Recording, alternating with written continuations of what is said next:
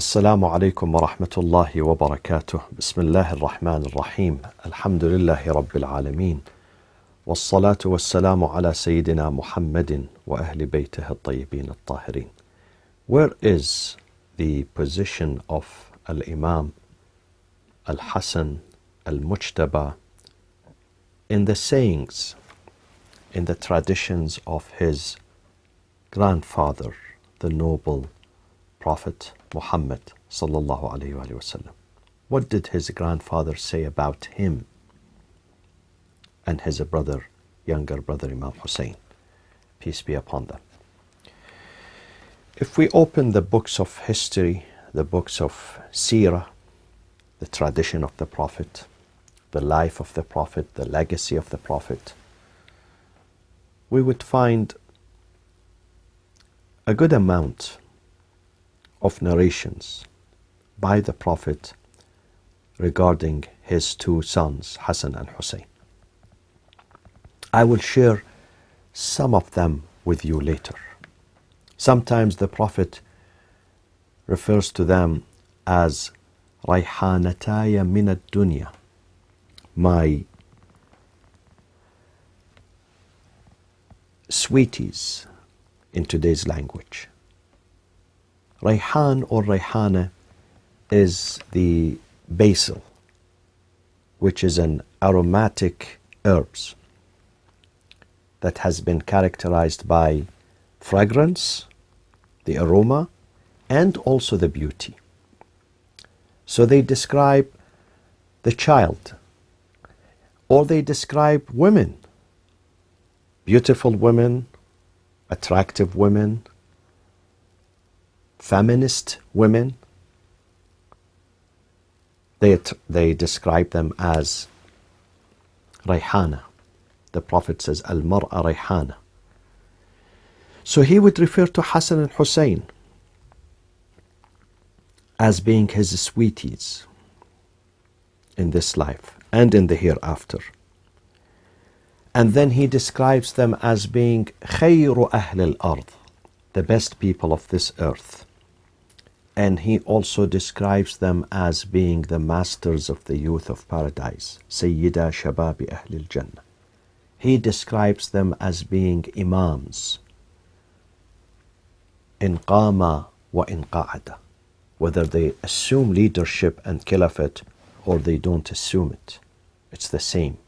They are imams, they are leaders, they are role models.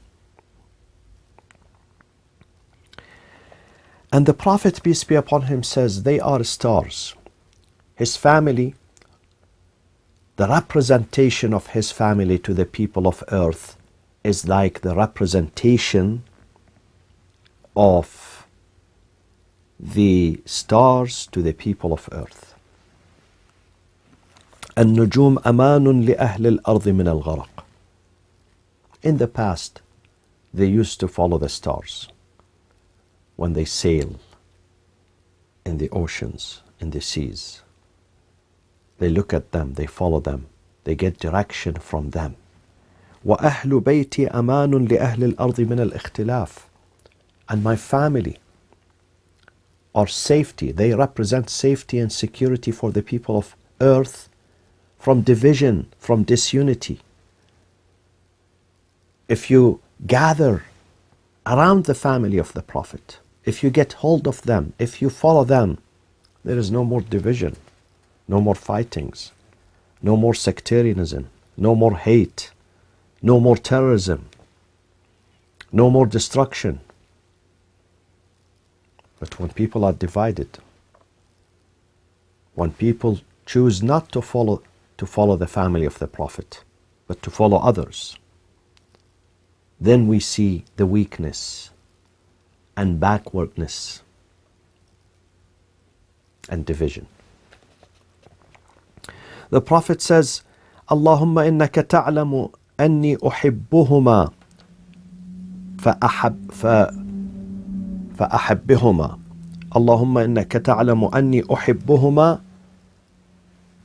So you know that I love them, and I want you also to love them, to love Hassan and Hussein.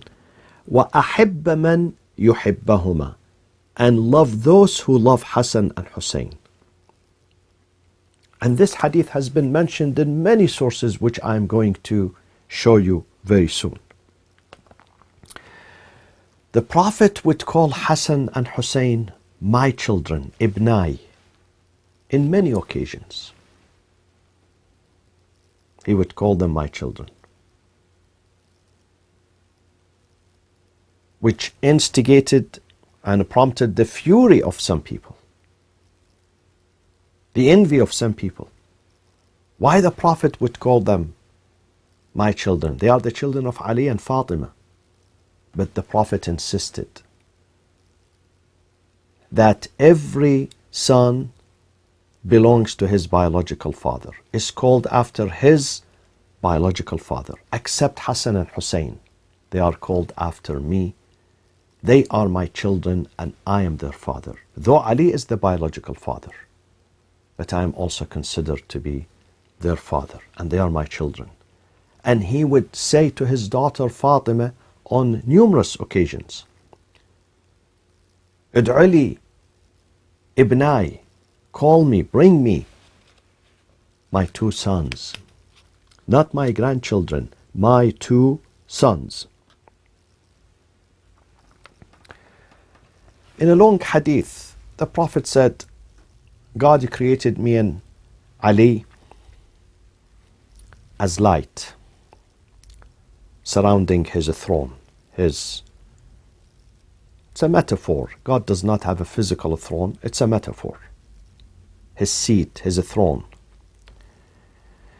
نسبح الله ونقدسه قبل أن يخلق آدم بألفي عام. And this is before the physical creation of Adam, 2,000 years before the physical creation of Adam. فالحسن والحسين نوران من نور رب العالمين. Hassan and Hussein made of lights of the divine light of the Lord. Let me show you here, my friends. These are the 6 books of Hadith in the school of Sahaba, in the school of the Caliphs. The 6 books of Hadith. In the beginning are Bukhari and Muslim, Sahih al-Bukhari and Sahih Muslim. Let me read for you what Bukhari says about Imam Hassan alayhi salam. رأيت النبي والحسن بن علي على عاتقه, a man by the name of Al-Bara ibn Al-Bara. His name is Al-Bara. He says, I saw the Prophet carrying Imam Hassan on his shoulder. Atiq means shoulder. And he says, while he's saying, Allahumma inni uhibbuhu fa'ahibbahu. Oh my Lord, I love this child and I want you to love this child. أخبرني أنس قال لم يكن, this is a second hadith of Bukhari, لم يكن أحد أشبه بالنبي صلى الله عليه وآله وسلم من الحسن بن علي. No one was similar to the Prophet, resembling the Prophet. No one bore physical resemblance of the Prophet and his complexion and his physical appearance than Al-Hassan ibn Ali. This is what Al-Bukhari says. Ibni hada Sayyid, the Prophet referred to Imam Hassan as being a master, Sayyid, a leader. Let's see what Muslim says in his book. In his book, فقال رسول الله, same thing. Hassan came to see his grandfather. حتى اعتنق كل واحد منهما صاحبه. He hugged his father, the Prophet hugged him. فقال رسول الله اللهم إني أحبه فأحبه وأحب من يحبه. Oh God, I love this child, Hassan, and I want you, I request you, God, please God, to love him and love those who love him. That is regarding Imam Hassan alayhi salam. And then again, another hadith, إِنَّمَا يُرِيدُ اللَّهُ لِيُذْهِبَ عَنْكُمُ الرِّجْسَ أَهْلَ الْبَيْتِ. The Prophet says, the hadith of Muslim says, Ali came and he went under the clock with Fatima, with Hassan and Hussein. So these are some of the hadiths regarding Imam Hassan alayhi salam in the books of Sahih,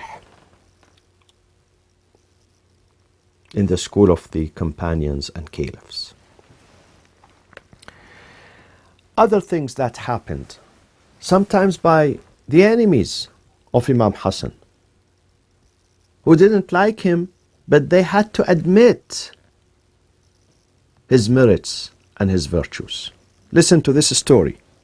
This is a story by a book of history called Al-Aqd al-Farid, famous book. The author is someone from Andalusia, southern Spain. One day Muawiyah, in his palace in Damascus, in Syria, was surrounded by his senior aides. So he asked them, من أكرم الناس أبا وأما وجدا وجدة وعما وعمة وخالا وخالة. This is a puzzle. It's not an easy question for those who surround him. Maybe they know the meaning, but they don't dare to say the answer. They know the answer, but they don't dare to say it. He asked them, who is the most honorable person when it comes to his father, his mother, his grandfather, his grandmother, his paternal uncle, his paternal aunt, his maternal uncle, and his maternal aunt? فقالوا أمير المؤمنين أعلم. The best one who can give the answer is you, your highness, your majesty, Muawiyah. فأخذ بيد الحسن بن علي وقال. Apparently Imam Hassan was sitting there, because there are some narrations who say that Imam Hassan during the reign of Muawiyah traveled to Damascus. Now whether he was summoned by Muawiyah, we really don't know. We will come to that part of history. But there are some reports asserting that he traveled from Medina to Damascus. So he holds the hand of Imam Hassan alayhi salam, وقال, and Muawiyah says, هذا أبوه علي بن أبي طالب. This man, his father is Ali. وأمه فاطمة ابنة محمد. His mother is Fatima, the daughter of the Prophet Muhammad. وجده رسول الله. His grandfather is the Prophet. وجدته خديجة. Grandmother is Lady Khadija bint Khuwaylid. وعمه, his paternal uncle, is Ja'far ibn Abi Talib, the one who was martyred in the Battle of Mu'tah in Syria, in Jordan, southern Syria. وعمته هالة ibn Abi Talib. His paternal aunt is Lady Hala, the sister of Imam Ali alayhi salam. وخاله القاسم ibn Muhammad. His uncle is Al-Qasim ibn Muhammad ibn al-Hanafiyyah. وخالته زينب بنت محمد. خاله, the brother of his mother, خاله, his maternal uncle, is Al-Qasim. Qasim, not Ibn Muhammad ibn al-Hanafiyyah, I said it wrong. Qasim is the son of the Prophet who died. Because the nickname of the Prophet, Abu al-Qasim. So he had a son, and that son died in Mecca. So he is the uncle, maternal uncle of Imam Hassan. وخالته, his maternal aunt, Zainab bint Muhammad. Zainab was older than Lady Fatima alayhi salam. So he said, that is the best person, with the best record, with the best family tree, with the best history. Another session, this one is narrated by Al-Jahidh. Al-Jahidh is Abu Uthman Amr ibn Bahr. He died in Basra in 255 Hijri. In fact, he was born in Basra and he died in Basra. Al-Jahid is one of the greatest literary leaders in the Arab history. He lived for almost 92 or 93 years. And he has many books. One of them, Al-Mahasin wal-Afdad. Beautiful book. He narrates this story in his book. He says one day Muawiyah was sitting with his cronies, surrounded by his cronies, among them Amr ibn al-As, among them Marwan ibn al-Hakam, among them Ziyad ibn Abi, people with heinous records, with heinous violations against human rights. And they were bragging about their families, their parents, their work. So Muawiyah was upset. And he wanted to silence them. Because they were telling lies. When bad people brag about themselves and their achievements, definitely they are liars. They are thugs. فأحضر الإمام الحسن بن علي. So he brought Imam Hassan to show them that, listen, you would not brag about yourself. We have the best person. If there is another person, if there is a person who's supposed to brag about himself and his family, then this man. Then this is the man, Al-Hassan ibn Ali. They tried to undermine and undercut and belittle the family of Imam Hassan Banu Hashim. So when Imam Hassan left, Muawiyah said, no one can brag about himself or herself before this man, Imam Hassan. أفأفاخر رجلا رسول الله جده وهو سيد من مضى ومن بقي. Can I even dare to brag before a person whose grandfather is the Prophet? He's the best one who survives now after the Prophet. وأمه فاطمة سيدة نساء العالمين. His mother is Lady Fatima, the mistress of the ladies of the universe. And then ثم قال لهم. This is important. This is in a book called Al-Mahasin wal-Afdad. The author is a very credible source, Al-Jahid, Abu Uthman Al-Jahid. He said to them, والله لئن سمع أهل الشام ذلك إنه للسوءة السوداء.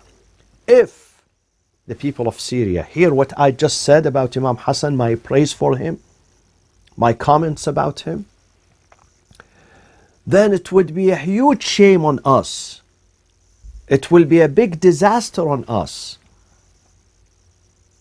It will create a big conflict for us when they know the truth about Imam Hassan, because I kept telling them lies about Imam Hassan. I kept maligning him and his family for many decades. Now if they hear what I am saying, the truth about him, it will be a big shame on us. Even Marwan ibn al-Hakam, my friends. Marwan was a fierce enemy of Imam Ali and Imam Hassan and Imam Hussain. Marwan has a very terrible record. If you make some time to check on him and research on him and Google him to see who he was. A troublemaker number one. A hypocrite number one. A hater of the Prophet and his progeny and his family.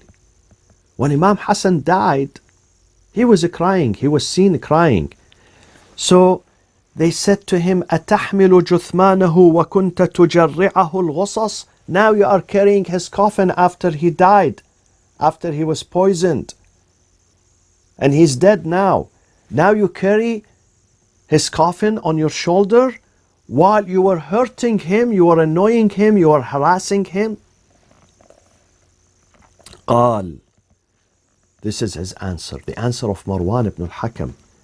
قال كنت أفعل ذلك بمن كان يوازي حلمه الجبال. Yes, I would harass someone that was parallel in his forbearance, in his patience, in his tolerance, in his perseverance. He was parallel to them huge mountains. That man has a huge tolerance. And now I admit, yes, I was hurting him. This is Imam Al-Hassan, alayhi salam. Let me just conclude with what Al-Hafidh Ibn Kathir Al-Dimashqi in his book Al-Bidayah wa Nihaya. Hafidh Ibn Kathir, to be honest with you, he's not in favor of Ahlulbayt. If you read his book, if you read his Tafsir Ibn Kathir, if you read Al-Bidayah and Nihaya, you realize, it doesn't take a genius to realize, that he is not in favor of Ahlulbayt. He was a pro-Umayyad dynasty, supporter of Muawiyah and Bani Umayyah. But yet, even those people, sometimes they are left with no choice but to mention the truth. He says about Imam Hassan alayhi salam, وَقَدْ كَانَ الصَّدِيقُ يُجِلُّهُ وَيُعَظِّمُهُ وَيُكَرِّمُهُ وَيُحِبُّهُ وَيَتَفَدَّاهُ وكان ابن عباس يأخذ الركاب للحسن والحسين وكان الصديق means Abu Bakr وكان الصديق يجله, he would sanctify him, he would honor him, he would respect him, he would love him. ويتفداه, he would say to Imam Hassan, may my life be your ransom, meaning I give my life for you. This is what Abu Bakr used to tell Imam Hassan alayhi salam. وكذلك ابن الخطاب, and also Umar ibn al-Khattab would love Imam Hassan and honor him and respect him. But we saw otherwise. No comments now. We saw otherwise. We saw the attack on the house of Fatima, while Hassan and Hussein were inside the house at that moment. وكان ابن عباس. Ibn Abbas is Abdullah ibn Abbas. Abbas is the uncle of the Prophet, and Abdullah ibn Abbas is Habrul Ummah, the most learned, the greatest scholar, the companion of the Prophet. Though he died, when the Prophet died, he was only 10 years old. But he was the first cousin of the Prophet and the first cousin of Imam Ali, and a good follower of the Prophet, the good follower, the good student, the good disciple of Imam Ali alayhi salam. وكان ابن عباس يأخذ الركاب. Rikab, the reins of the horse. He would hold it. Have you seen when someone holds the reins of the horse, to guide the horse, to walk the horse? للحسن والحسين إذا ركبا. He would hold the reins so they amount the horse as a gesture of honor and respect. And these things are done usually by servants. But Ibn Abbas will do it out of honor and respect and admiration for Imam Hassan and Imam Hussain. وَيَرَى هَذَا مِنَ النِّعَمِ عَلَيْهِ. And when he would hold the reins and allow them to embark upon the horse, he would look at this as being privileged for himself. Privileged. وَكَانَ إِذَا طَافَ بِالْبَيْتِ. When Hassan and Hussein circumambulate the house of God, the Kaaba, يَكَادُ النَّاسِ يُحَطِّمُونَهُمَا مِمَّا يَزْدَحِمُونَ عَلَيْهِمَا لِلسَّلَامِ عَلَيْهِمَا. Always people, they have a stampede when they see Hassan and Hussein in the tawaf, in the circumambulation, and Hassan and Hussein would be almost crushed by the people, by the crowd, because they gather to greet them, to say salam to them. This is Ibn Kathir in his book Al-Bidayah and Nihaya. This is Imam Hassan in the Hadith, in the traditions, in the books of history, in the books of transmissions of Hadith. And we will continue his story and his legacy with you, inshallah. Wassalamu alaikum wa rahmatullahi wa barakatuh.